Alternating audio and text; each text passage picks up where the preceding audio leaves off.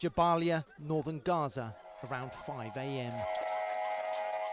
The UN school turned shelter for 3,000 people just attacked. A UN employee took these cell phone images. Breathing heavily, he races classroom to classroom.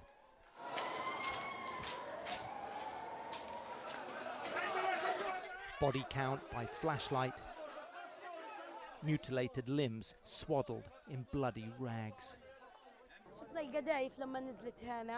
We saw the shells when they hit and shrapnel was falling like rain. I was so scared and the school filled with smoke. We poured water in our eyes just to see, she says. One round crashed through the roof into the top floor. I just want to give you a point of reference about how big this hole is. The diameter is about the length of an ordinary broomstick. Another round ripped through the latrines in a classroom, opening a hole about the same size as the other. Witnesses say this is some of the shrapnel that peppered the school. The UN says it repeatedly notified Israel and Hamas of the coordinates of the shelter, most recently just 8 hours before it was hit.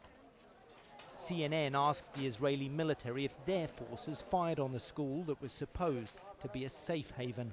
What we found is that there were mortars launched from nearby the school, and there was a crossfire, and indeed the IDF engaged those mortar firing. We are currently reviewing the outcome and the tragic footage that we've seen from this area. We haven't ruled out that it was a Hamas mortar that actually landed within the premises. But UN investigators tell CNN they have sufficient evidence to conclude Israel was to blame. Based on the initial elements is that we have clear indications in the first assessment that we have that 3 projectiles hit the school, and on presenting and analyzing the pieces of shrapnel, we believe that we have all the elements in place to conclude that it was Israeli artillery fire. Israel has batteries of howitzers aimed at Gaza. These huge guns are capable of firing 43 kilo or 100-pound high explosive shells the entire length of the Gaza Strip. Israel admitted misfiring a mortar into another UN school shelter in Beit Hanun less than a week ago. But the Israeli military says the explosion could not have caused deaths. A CNN visit showed multiple shrapnel marks and large quantities of blood.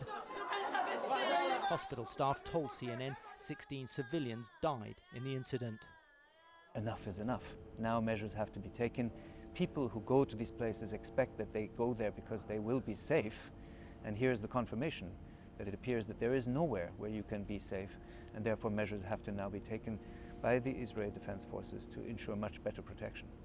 The UN has also condemned Hamas for violating the rules of war, accusing its fighters of storing rockets in 3 other vacant schools. Whatever was the case with these weapons certainly cannot be used as a justification by anyone to explain why another school in which people were sheltered, displaced people were sheltered, had been targeted. The Israeli military says it does not deliberately target civilians. At the school gates, this bloody footnote to the tragedy. Donkeys and horses had ferried dirt-poor families here when their homes turned into a battlefield. But war plodded in behind them. Karl Penhaul, CNN, Jabalia, Gaza.